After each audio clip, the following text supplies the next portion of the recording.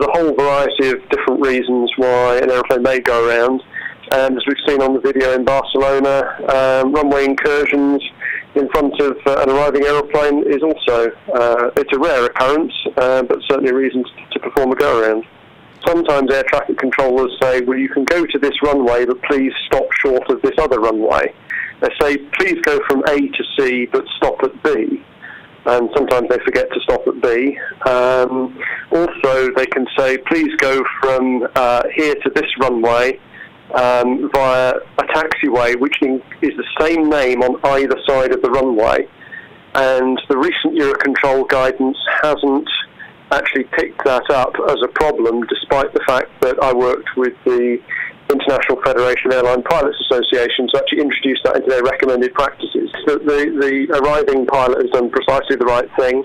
The go-around looked well executed, and it's a good thing that something like that didn't happen in fog, because at that point the pilot can, on the day we had in Barcelona, the pilot could see the aircraft crossing in front of them. If that had been in fog, then the visibility would have obviously been significantly reduced, and the opportunity to go around wouldn't have been there. The first aircraft would have been landing on the runway and probably wouldn't have noticed the aircraft until too late. The probabilities are all associated, of collision are all associated with the weather conditions. And obviously air traffic control put a few more procedural restrictions in fog, but it's not unknown, as we saw in Italy back in 2002, for there to be fog on the runway, a runway incursion, and there to be a collision. Within the first 10 hours of pilot training on any type of aeroplane, they will learn to perform a go-around manoeuvre.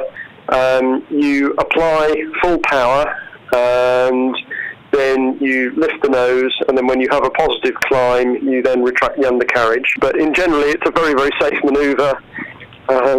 It's carried out hundreds of times a day around the world.